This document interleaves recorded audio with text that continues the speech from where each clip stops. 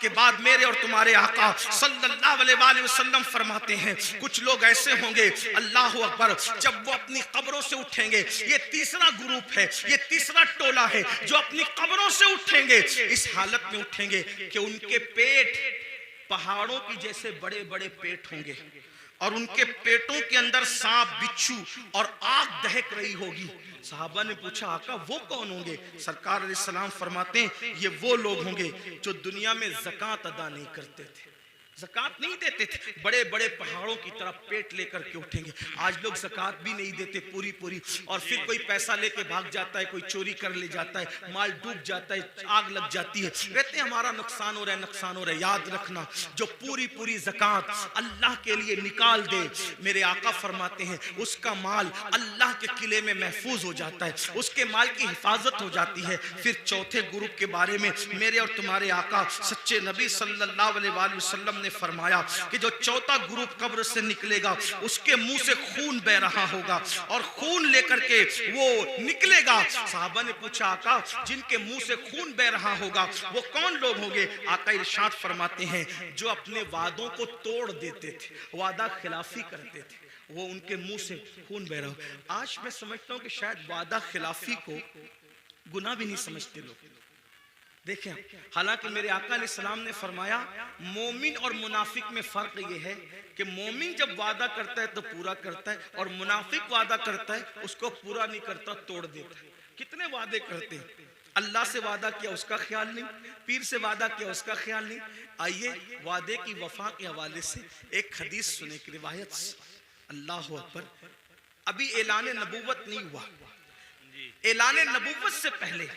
اللہ کے رسول علیہ الصلوۃ والتسلیم بازار گئے۔ بازار جانے کے بعد اللہ کے حبیب علیہ السلام کو ایک شخص نے کہا یہاں رکو میں ابھی آتا ہوں۔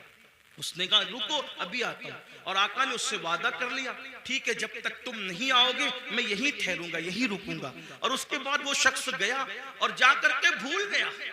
کہ میں کسی سے وعدہ کر کے آیا ہوں یا وعدہ لے کر آیا ہوں کہ میں ابھی آتا ہوں، اور اس نے وعدہ کر لیا کہ ٹھیک ہے تمہارے آنے تک میں رکوں گا۔ پھر کیا ہوا؟ 3 دن گزر گئے۔ 3 دن کے بعد جب وہ شخص آیا تو اللہ کے رسول وہیں پر موجود تھے۔ اس نے پوچھا آپ یہاں؟ فرمایا تم سے میں نے وعدہ کیا تھا کہ جب تک تم نہیں آؤ گے میں یہیں رکا رہوں گا، اسی لیے میں یہاں رکا رہا۔ اور پھر میرے آقا نے نہ اس سے لڑائی کی، نہ جھگڑا کیا، نہ اس کو ڈانٹا، بلکہ صرف ایک جملہ کہا اے شخص تو نے مجھے مشقت میں مبتلا کر دیا، تو نے مجھے تکلیف میں مبتلا کر دیا۔ یہ اعلان نبوت سے پہلے کا وعدے کا وفا کرنا تھا۔ جب میرے آقا نے نبوت کا اعلان کیا تو یہی واقعہ اس شخص کے ایمان لانے کا سبب بن گیا کہ جو شخص انسان سے کیا ہوا وعدہ اس کے ساتھ بے وفائی نہیں کرتا وہ جھوٹا نہیں ہو سکتا، وہ سچا ہے۔ تو جو وعدے کے خلاف کرے، آج تو یہ بھی ہوتا ہے کہ کسی لڑکی سے پیار کی بات کی، محبت کی بات کی، افیئر کی بات کی، رشتے کی بات کی، اور پھر کا تیرے ساتھ شادی کریں گے، اور پھر شادی کے نام پہ اس کا شباب لوٹ لیا، اس کے ساتھ زنا کر لیا، اس کے ساتھ ساری رنگریلیاں منا لی، سارا کھیل کود کر لیا، اور اس کے بعد کہا اب تیرے ساتھ شادی نہیں کریں گے کیونکہ تو اس قابل نہیں ہے، تیرے اندر یہ عیب ہے، یہ عیب ہے، یہ عیب ہے۔ یاد رکھنا کسی پہ ظلم کرنے والوں اچھی طرح یاد رکھنا، پہلی بات تو افیئر کرنا جائز نہ تھا، پہلی بات تو ناجائز تعلقات کرنا جائز نہ تھے، پہلی بات تو کسی لڑکی سے دوستی کرنا جائز نہ تھی، اور اگر کی تھی اور وعدہ کیا تھا اللہ اکبر تو زنا اور اس کے ساتھ تنہائیاں جائز نہ تھی۔ اللہ اکبر، اب اس کا شباب لوٹ کر اس میں عیب نکال کر اس کو چھوڑ کر ایسے بھاگتے ہو جیسے پھولوں کا رس چوس کر کے بھورا بھاگ جاتا ہے، دوبارہ ادھر کا رخ نہیں کرتا، تتلیاں پھولوں کا رس چوس کر دوبارہ ادھر کا رخ نہیں کرتی۔ کسی کے شباب سے کھلواڑ کر کے، کسی کے حسن سے کھلواڑ کر کے، کسی کی آبرو سے کھلواڑ کر کے پھر اس کو چھوڑ کر نئے شکار کی تلاش میں جانے والوں، جان بوجھ کر کے کسی کی آبرو کے ساتھ سودا کرنے والوں،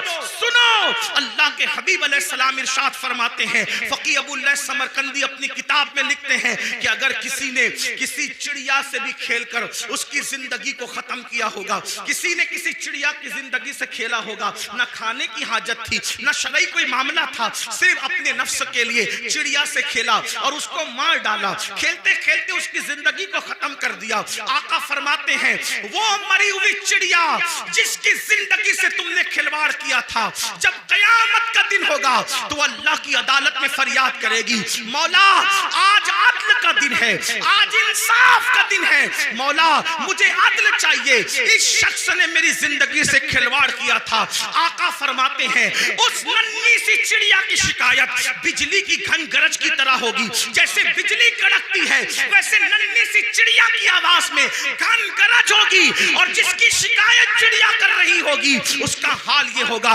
وہ پہاڑوں جیسی نیکیاں لے کر آئے گا۔ اللہ ارشاد فرمائے گا آج عدل کا دن ہے، آج انصاف کا دن ہے، اور پھر میرا اللہ فرمائے گا جس نے چڑیا کی زندگی سے کھلواڑ کیا آج اس کی نیکیاں نہیں دیکھی جائے گی، اس کو منہ کے بل گھسیٹتے ہوئے جہنم میں ڈال دیا جائے۔ آپ سے پوچھنا چاہتا ہوں، نفس کے پجاریوں سے پوچھنا چاہتا ہوں، نفسانی خواہشات میں ڈوبے ہوئے انسانوں سے پوچھنا چاہتا ہوں، اگر کسی چھٹاک بھر کی چڑیا کی زندگی سے کھیلا ہوگا تو پہاڑوں جیسی نیکیاں رد ہو جائے گی اور انسان جہنم کا ایندھن بنے گا۔ جس نے لڑکیوں کی زندگی سے کھیلا ہوگا، آبرو سے کھیلا ہوگا، اس کا انجام کیا ہوگا؟ اللہ کے بندو، یہ دنیا ہی سب کچھ نہیں ہے، یہ دنیا کی رنگریزیاں ہی سب کچھ نہیں ہے، یہ دنیا کے مزے اور مستی سب کچھ نہیں ہے، یہ دنیا کا عیش و آرام سب کچھ نہیں ہے۔ اس دن کے بارے میں ڈرو جس دن کے بارے میں قرآن کہتا ہے یوم یقوم الروح والملائکہ صفا لا یتکلمون الا من اذن۔ اس دن جبریل امین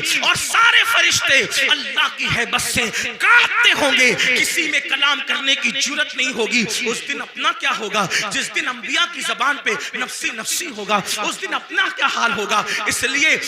لوگ لڑکیوں کی زندگی سے تو کھیلتے ہیں، خود کی بیوی کا اگر سالن میں نمک زیادہ ہو جائے تو طلاق دے دے،